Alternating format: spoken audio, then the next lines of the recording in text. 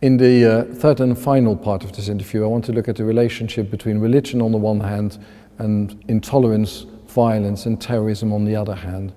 Peter, what do you think of the argument that has been put forward by many people that because religion is inherently absolutist, it is inherently violent, so that it's always, at the very least, very close to terrorism, kind of absolutism. You have this absolute transcendence, and then you've got heaven and hell, and then people, if they're not irrelevant, they suddenly become secondary. That's kind of an argument that a lot of people put forward. It's a very silly argument. Okay, I mean, why is that?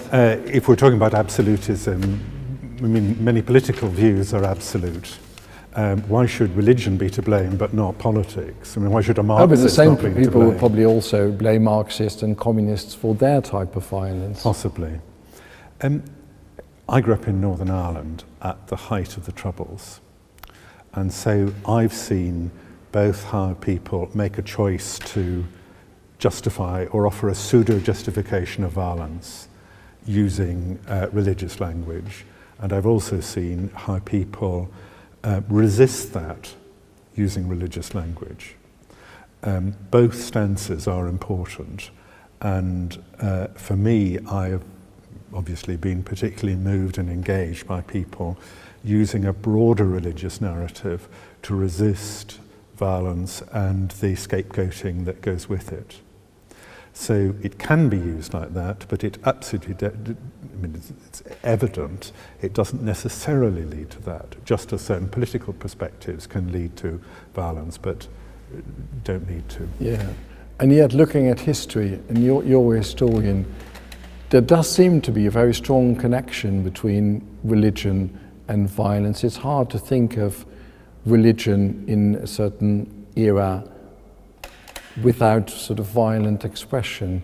You look at the Crusades, you look at, you've referred to the Troubles in French Revolution.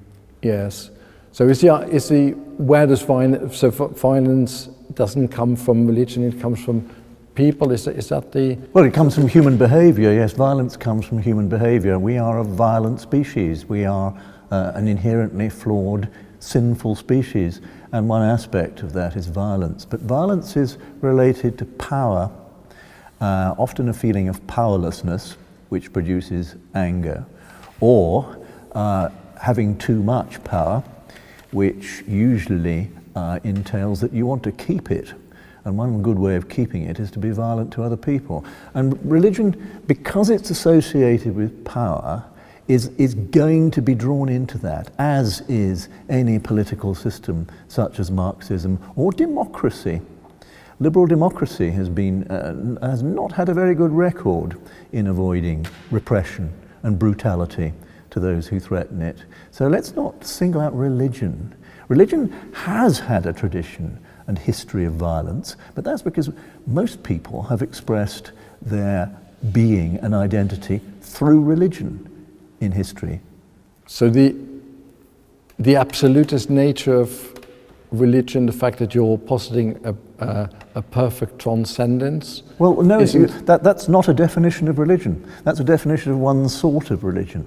Religion can be all sorts of things, all sorts of expressions of being, and absolute transcendence is only one of them.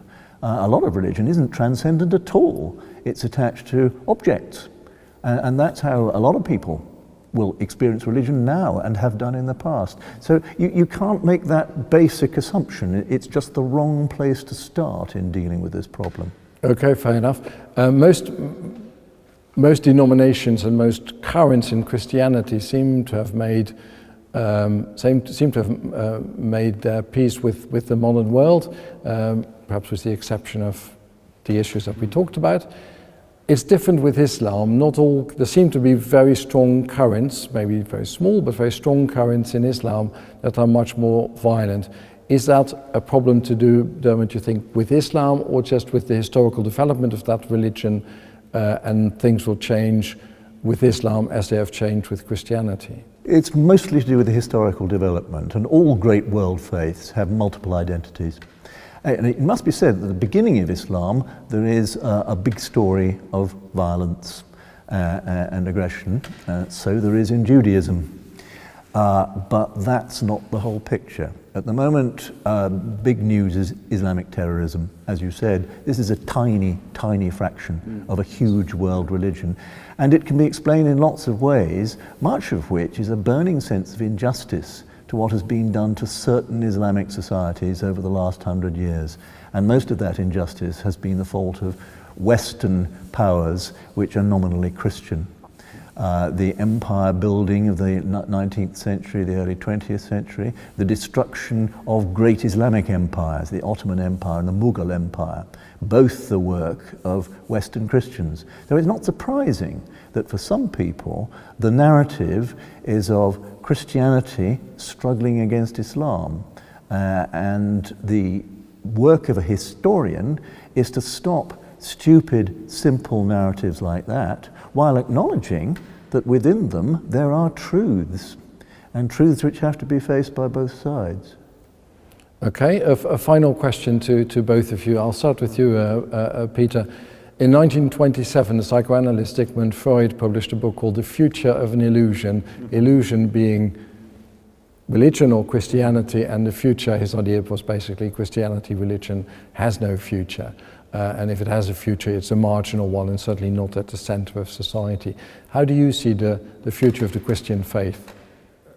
There might well be a similar book to be written now about psychoanalysis, alas.